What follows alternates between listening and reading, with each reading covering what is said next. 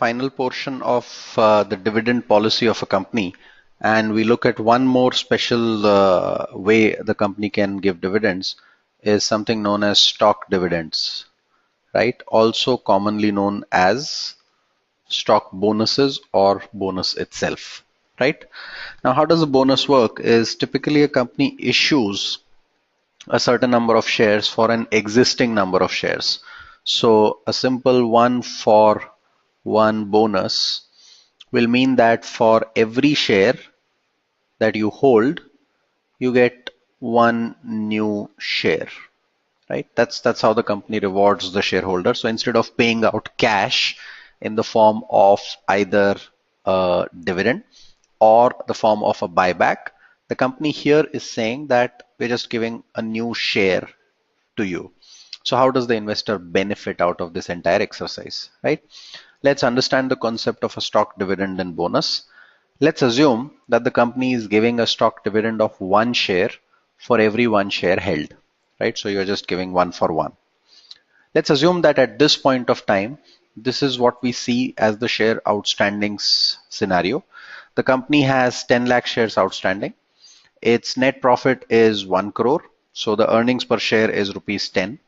The stock price is 200. So the total market capitalization is 20 crore.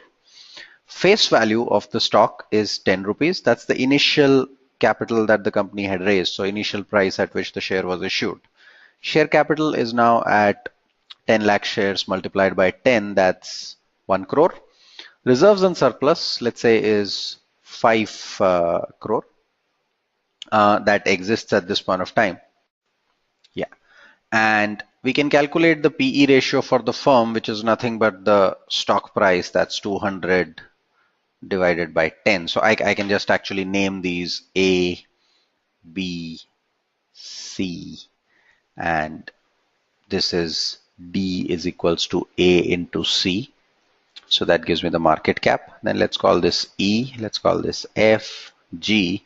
P by E is H, which is equals to the market price, that's C, divided by the EPS, that's this number. Let's call this A1, C by A1. And then there's dividend per share, and dividend yield. So dividend is 30%. 30% of the face value gives me 3 rupees. 3 rupees divided by 200 gives me the dividend yield of 1.5%, right? Now let's say the company has some money and they are saying whether I give a dividend or whether I give a buyback or whether I give a stock dividend. Now let's see what happens in the case of a stock dividend. In the case of a stock dividend, if the company is giving 1 share for every 1 share held, then after the entire exercise, the number of shares should be 20 lakhs. That doubles, correct? Remember, the company has not changed, so the net profit remains the same. The market value of the company will also remain the same. The market value cannot change, right? Just if the company decides to give you 1 more share, that doesn't mean the market value of the company will change, overall value, which logically means that per share price will fall by 2. Earnings per share will fall by 2 is because number of shares has doubled now, correct? So the same earnings are getting divided in a larger number of shares, right? You will see face value remains the same because a new share has been issued. Because face value remains the same, the share capital F is nothing but A into E. When you do A into E, the share capital changes.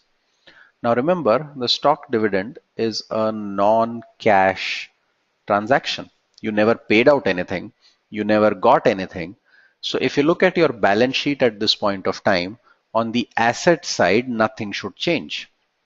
Correct? On the asset side, nothing should change. On the liability side, the share capital has gone up by 1 crore. That's 1 crore has become 2 crore. Now what do you do? So effectively at this point, you have to balance it by transferring this 1 crore from reserves and surplus. It's like if you were paying a dividend of 1 crore that would have gone out here. Now you're paying that dividend of 1 crore not as a cash outflow, but as issuance of new shares. So you have issued 10 lakh new shares at 10 rupees each, which gives you a 1 crore of bonus amount that has gone from reserves and surplus to the share capital. In a way, you have paid out a dividend of 1 crore. for this year, correct? In some sense, you've paid out the entire amount as dividend in this year. However, what that does is companies do not cut down the dividend rate per share.